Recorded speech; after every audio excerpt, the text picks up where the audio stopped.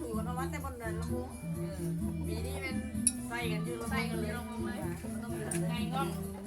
ถ้าเดี๋ยวข้าวเอาร้อนใครเพราะใครดอกพี่น้องเขาเป็นอะไรบ้างขายอยู่อ่ะเพราะเขาสิบอกว่าขายหน้าขายตาเลยขายหน้าอย่างนั้นเรืออุดแล้วก็ใส่กันแล้วแหละ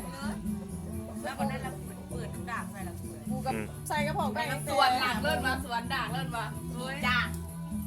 ไม่ได้สนใจแล้วจับขี่ดับ สวนด่าง ขี่ดับ ลองมึงแล้วเรืออุดแล้วมันก็ได้ใส่แล้วเอาเบอร์กองร้อนได้เรียบร้อยแล้วเฮ็ดมึงแหลม เขาปัวหันซา บอกไว้ก่อนว่ามึงเศร้าดูก็ได้ขึ้นมา น่าวเลย เอาแล้วไอ้กูบอกมาคันมึงมีความคืนละจกสมองฟาดทิ่มแล้วมาไปยองใส่กูบอกมึงมีความคืนละอย่ามาสเปกกูแล้วสมองเอ้ยมึงว่าได้แน่มึงว่าแน่ดีๆเนี่ยมึงมีอันไหนแนวดีกูว่าอันไหนแนวดีกูว่าอยู่มึงมีแต่แนวดีแล้วกูว่าอยู่นะเจ้าคือคนหลอกเนาะกูบอกมันจกสมองฟาดทิ่มเอาตีมาไปยองใส่เจ้าจะขึ้นออกไปยังไงคนใจห้ายมันคือออกไปไหนเขียนเลยมันบอกว่ามึงไปเห็นเด้อนั่นแหละเย็บโดเด้อมึงได้จะสัมพันธ์อะไรมีแต่เย็บโดแล้วก็สีขาแล้วก็ถึกตีนมีแต่เท่าหันมึงบ่มีอย่างอื่นควบคุมของมึงหลังกูว่าอ๋อได้เคยเล่นนะซ้ำดีนะเดี๋ยวเราไปต่องานของกูคือใช้กำลังแล้วว่าแล้วมันการอีปน้อยก็ให้อีปน้อยให้น้ำกู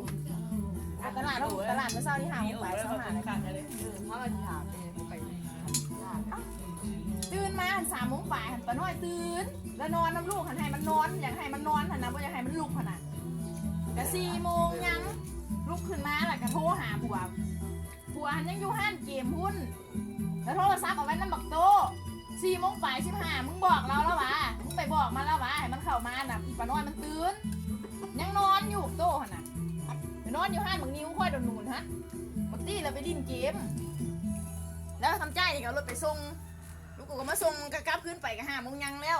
นกยังบ่ได้จกไปกับไปกู้แบ่งหัน ไม่เป็นไรกันจะได้กันแบบ กู้แบ่งมาจับหงนกหันแล้วก็จกนกหันแล้วพอดีเอานกขึ้นรถแล้วคนก็มาแหละมาเลยคนเห็นว่าได้ลงรถแล้วกูก็ใส่เพิ่นใส่กูว่ามึงมีความคืดว่าแต่ละมือน่ะกูบ่ได้ห้ามมาบ่ให้ลิ้นนะเกมน่ะ